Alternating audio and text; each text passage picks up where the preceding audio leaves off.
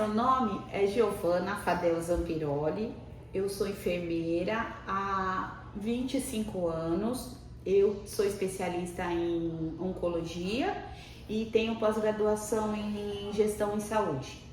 Meu nome é José Carlos Medina Carvalho, mais conhecido como Dr. Medina, hematologista há 49 anos e exerço a minha profissão tanto no hospital quanto no consultório e sou professor da Faculdade de Medicina de Santos, da Unimes.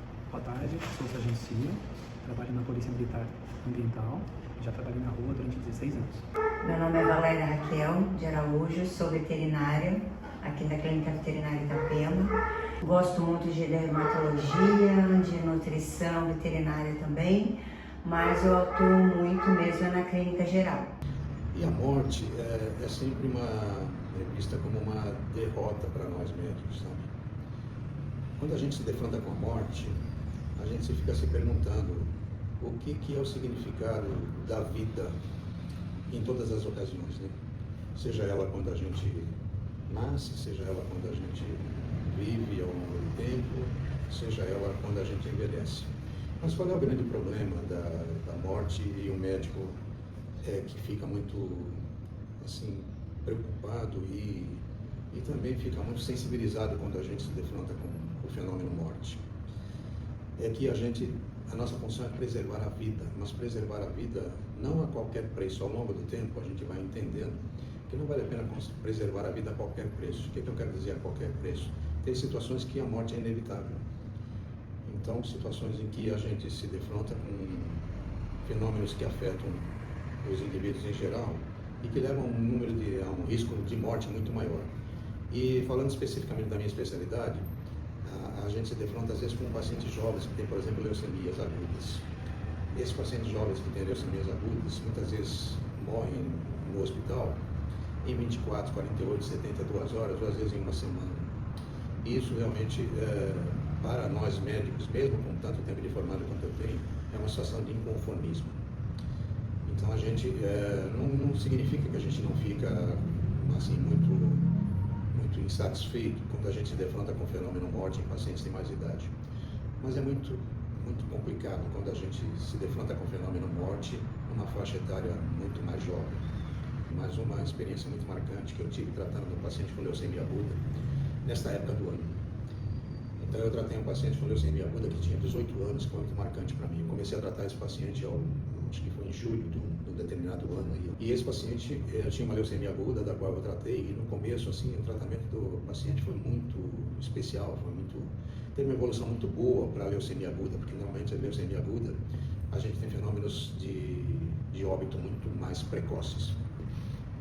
Eu fui na época do Natal, na casa da família dele, e o paciente estava bem, acho que ele tinha 17 anos na ocasião, se não me engano. E aí o que aconteceu? Ao longo da semana seguinte, esse paciente complicou da leucemia. E o que ocorreu nessa ocasião? Começou a ter hemorragia, foi internado no hospital, e aí me lembro nitidamente, no dia 31 de dezembro, às 6 horas da tarde, esse doente morreu na minha mão. Eu fui ao hospital vê-lo e ele estava em fase terminal de vida. Isso foi muito marcante para mim. E o que aconteceu com esse paciente foi extremamente angustiante para mim. E realmente é uma situação de inconformismo com o fenômeno morte. Principalmente por ser uma morte de um paciente extremamente jovem, cujo tratamento me pareceu estar indo muito bem, e que inevitavelmente a morte veio levá-lo num dia especial, que é o dia 31 de dezembro. Existe algum caso que marcou sua relação com a morte? O que ele te ensinou?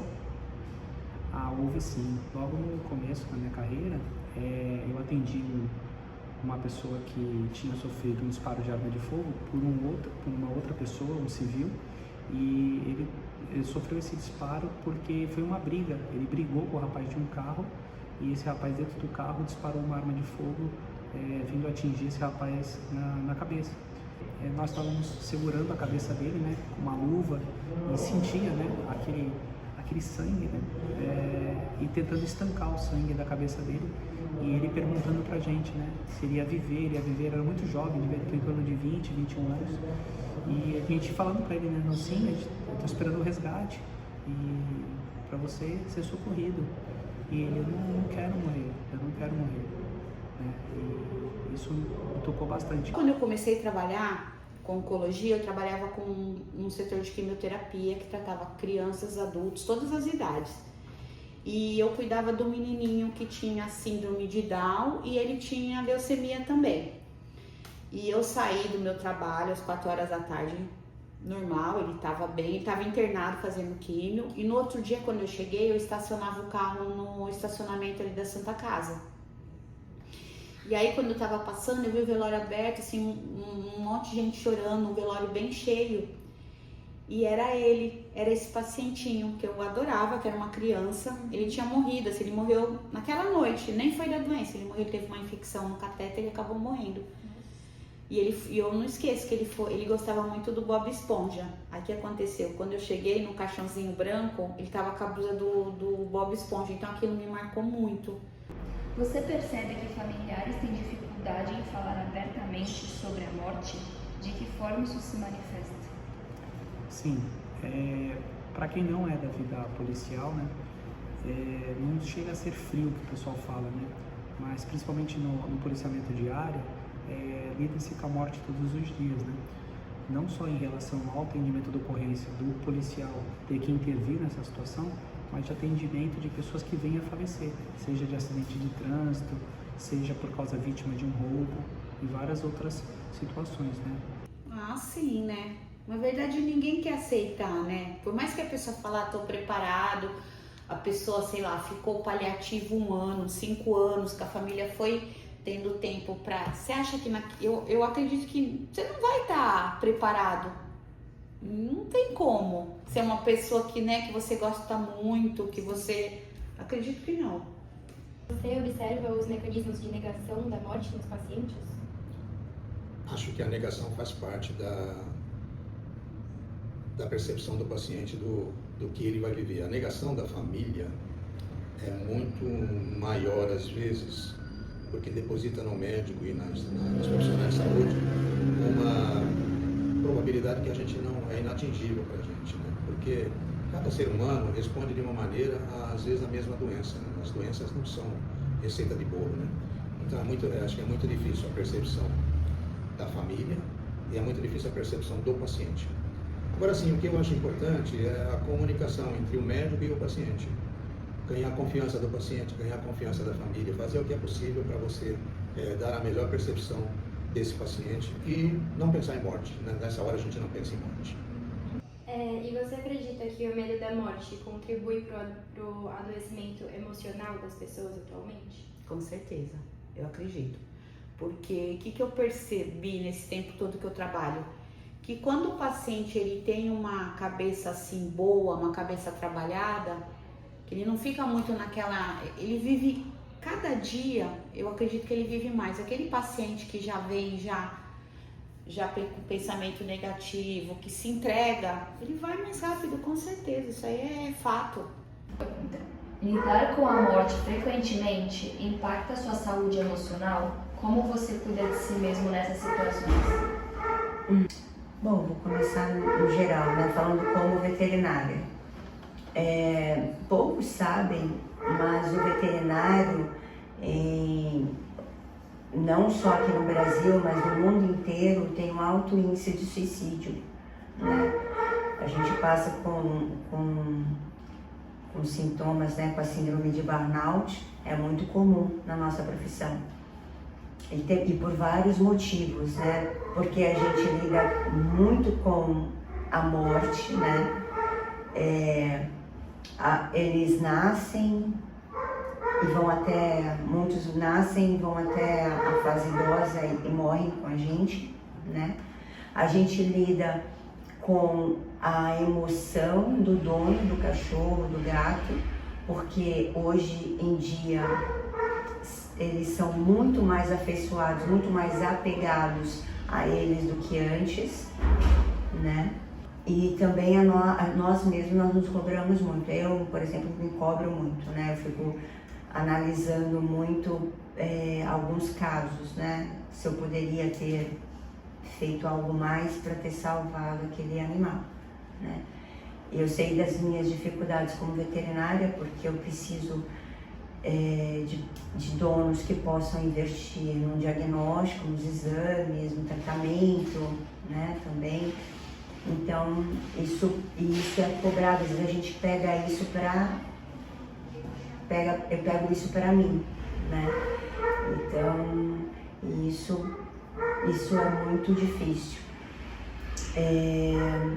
A minha dificuldade maior em relação à minha profissão é lidar com a morte do sentimento do dono com o animal, né? Eu já tento preparar, tem pessoas que são tão apegadas, que eu fico preocupada. O cachorro, ele tem 3 anos de idade, mas eu já fico preocupada quando esse cachorrinho tiver 15 anos, 13 anos, como vai ser, como é que vai ser esse processo para aquela pessoa. Eu me preocupo demais com os donos dos cachorros. Eu sempre falo que um veterinário de clínica é um veterinário que precisa gostar mais de gente do que de animal. A gente gosta muito do animal, mas se a gente não gostar de gente, a gente não consegue ser um veterinário feliz, sabe? Não consegue trabalhar no que ama. A gente acaba pirando, né? Eu mesmo amando muito minha profissão, mesmo tendo ciência de tudo isso, a forma que eu cuido disso, no caso, né, eu faço terapia, eu faço psicoterapia, mas o clínico geral que lida com o dono do paciente ali precisa, porque é muito difícil, é uma profissão muito difícil. Eu falo para os meus estagiários que a gente acha, às vezes a gente vai às veterinárias achando que vai cuidar só de bicho, e a gente não cuida só de bicho, a gente cuida do bicho e do dono do bicho também. Última agora. Você acredita que a sociedade precisa aprender sobre a morte? Eu acho que sim, mas esse aprender é complicado. Como é que você fica preparado, né? Eu fico pensando, por exemplo, meus pais, meus filhos, eu não gosto nem de falar, porque acho que ninguém merece perder os filhos, nenhum pai, nenhuma mãe merece passar por essa dor. E, não sei, eu mesma não estou preparada. Eu mesma não estou preparada nem para minha morte, nem para a morte dos meus amores da minha vida. Não sei. Talvez na fé, na religião, né? Mas mesmo assim é complicado, eu acho. Para mim é. Muito difícil dizer o que a sociedade precisa aprender sobre a morte, né? A morte é uma coisa inesperada, inevitável, às vezes evitável, né? Mas é muito difícil a gente saber como a sociedade encara isso. Porque tem que separar aí o que é a morte inexorável, né? Quando você trata de uma doença grave que fatalmente pode levar ao óbito, e a morte por uma coisa assim inesperada, como um atropelamento, um acidente. Essa é muito mais chocante do que aquela em que você sabe a sua chance de morte em tal doença é tantos %. Essa é mais fácil de conduzir. Agora, aquela morte súbita, aquela morte inesperada, essa é extremamente chocante. Eu acho que ninguém está preparado para isso. Acho que a sociedade tem que aprender mais que a morte é uma coisa natural, né? E que a atividade policial que lida com a morte em si é um fim, né? É uma atividade fim. Não que o policial ele nunca sai de casa, né, de manhã, até a gente brinca, né, vou matar alguém hoje. Não, o evento morte acontece por alguma intervenção e geralmente uma reação quanto à situação da ocorrência. Então, isso a sociedade em si tinha que entender mais, né? Quando há uma intervenção policial, alguma coisa há de fundo. Ninguém sai de casa, né? Nem o médico, nem o engenheiro, nem o advogado, nem o policial para tirar vidas, né? Ele sai para salvar vidas, mas no meio do caminho pode acontecer isso, né? E é da profissão, então não tem como a gente cobrar nessas profissões que lidam com a morte de que o resultado seja sempre salvar a vida. Às vezes, para salvar uma vida é necessário tirar a outra vida.